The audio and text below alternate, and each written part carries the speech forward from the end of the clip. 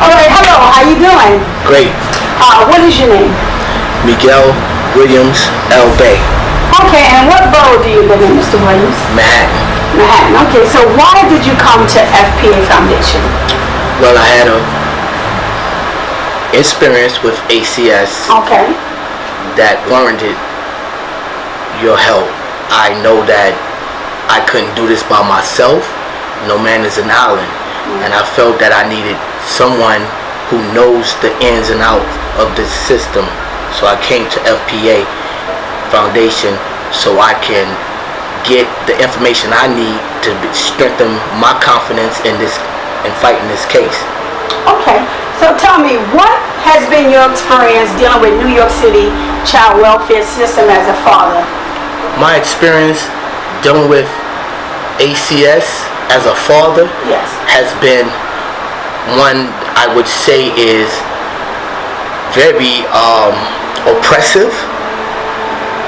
It is ugly, and it has just been traumatic on me and my children. I, as a father, single father, have been accused without even one shred of evidence. The allegations came in and there was no, validation of the person's credibility whatsoever. But ACS took it upon themselves to create fraudulent evidence, fictitious evidence, and I would even say mistaken the facts, so that they can create a probable cause so that they can justify themselves coming in and illegally abducting my children or seizing my children without my consent. My children was taken out of my care unnecessarily, immediately, and improperly by ACS and NYPD, who colluded with them to paint me as a bad person by putting these charges on me. They unwarranted intrusion in my home at 3 a.m. in the morning, even though they seen my children face in person. They had no reason, nothing warrant this, what I say, domestic attack by people who took an oath to protect our rights. Our rights were violated. Once those rights were violated, it seemed like it just spiraled from there. We talking about charges put on me, so now that I can have a criminal charge, not only a neglect in family court, but charges in criminal court. So once I was arrested, unlawfully arrested or wrongfully arrested, my children were neglected according to ACS because they had no one to care for them. My experience with ACS is pretty much one that shows me that as far as the best interest of the children, I have it in my heart, but they don't, because if they did, they would have waited until they would have presented me with a court order and given me a certain amount of time to at least come in there with a lawyer and talk to them. They didn't do it that way because I didn't want to consent to this at all. This interviewing or this violating my rights, my Fourth Amendment right from being searched and seized. the right to be left alone in his home or his property. They saw me exercising my rights and taking a stand against them, and they decided that they were going to come like domestic terrorists and force me into this contract. They used my children as pawns, basically.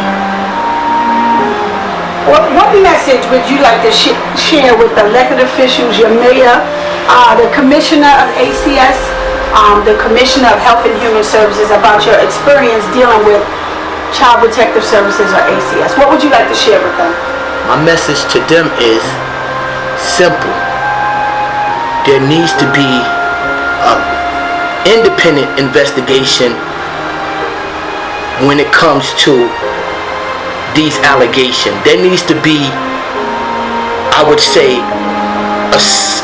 they are, ACS, a third party that contract with the state, but there needs to be families or parents that also can be a part of this investigation, where they can investigate the person who's making these allegations, because this could be a disgruntled neighbor. It could be an ex trying to get revenge, doing something spiteful by hurting your children so they can hurt you. There needs to be an overhaul in the whole system, and the workers definitely need to be trained properly, and not just to come with the, oh, you must have did it. This business of getting calls and one is too many, and not being able to just verify who this person is on the other line, whether they're anonymous or say they're their family member or a close source of the family. That person needs to be interviewed first, and then that person needs to sign an affidavit of fact under the penalty of perjury, stating that they know this to be true on what day and what time. And then you have a law, you're exercising law. But they're not exercising law, ACS and them. They're just using their authority given to them by other higher uppers. They're abusing their authority, and they're using NYPD for excessive force if you don't contract with them. I think this, in my case, it needs to be some attention put to it in an investigation, a requested investigation. So that is my message to the mayor, the commissioner, to anyone who has the authority to look into this matter.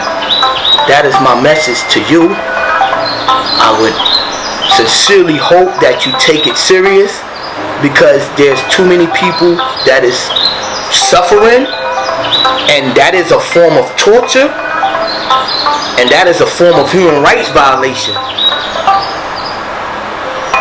What message would you like to share with other parents? My message to other parents is, get involved, know your rights, stand firm on your rights, challenge these people, do not be afraid of them, even if they call the police and say, or tell you that the police is going to be involved. You exercise your rights, you let them know that you're threatening me, you let them know that you cannot threaten me, put me under duress or coercion by taking away my child. No one has more rights over the child than the parents, not even the government. And you should know your rights. You should get out there and make it your business to learn something about how this whole game is being played. If you don't, you'll be another victim. We are victims that has been wronged by people who's supposed to uphold the law. And when they breach that You're supposed to hold them accountable. So know what you know it. Know what you know and hold these people accountable. Do not let them get away with it, because if you do, they'll continue to do it. We have to stop this cycle. Our children are being used for their benefits. They do not care about your children. They may have that disguise that they do, but don't be fooled by sheeps. Don't be fooled by rather wolves in sheep clothing. Because that's who they are. They are wolves. ACS, the Children Aid Society, the Children Protective Service, they are wolves. And now you have to be a wolf too to fight a wolf. Learn your rights. Even if it's the 4th or 5th Amendment. Learn that. Know it like the back of your hand and exercise it.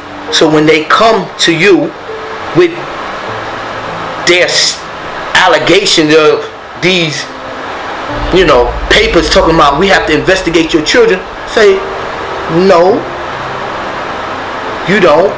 My children are fine. And if you know that you are right, stand strong in that. That's it. All right. Thank you for your time. You're welcome.